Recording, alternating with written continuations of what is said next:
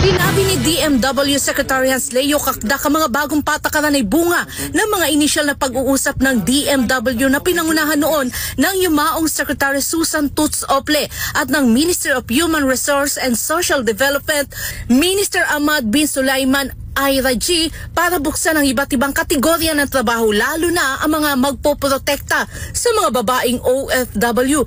Ipinaliwanag ni Undersecretary for Foreign Employment and Welfare Services Felicitas Bay na ang mga residential support worker at cleaner ay naiiba sa mga domestic worker. Ang mga residential support worker ay magkakaroon ng skilled visa at hindi domestic worker visa, at ang kanilang mga employer ay direktang magiging mga mega recruitment companies. Ang residential support worker ay may skilled visa or labor visa.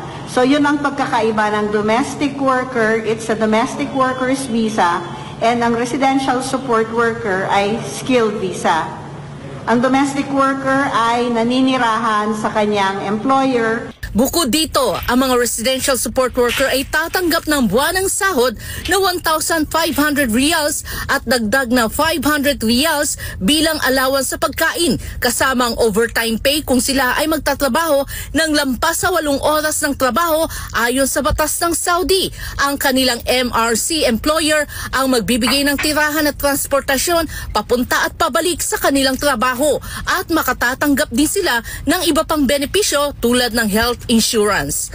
Ayon sa mga patakaran, ang mga MRCs, Foreign Recruitment Agencies at Philippine Recruitment Agencies ay dapat sumunod sa mga alintuntunin.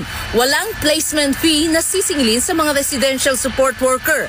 Otomatikong tataas ang kanilang sahod kapag naglabas ang DMW o KSA ng bagong patakaran sa minimum na sahod. Susuriin ang kanilang sahod taon-taon at hindi gagamitin ang mga cleaner bilang domestic worker. So, hindi po sila yung mag-aalaga ng bata, hindi sila yung mag-aalaga ng employer. Sila ay residential support worker.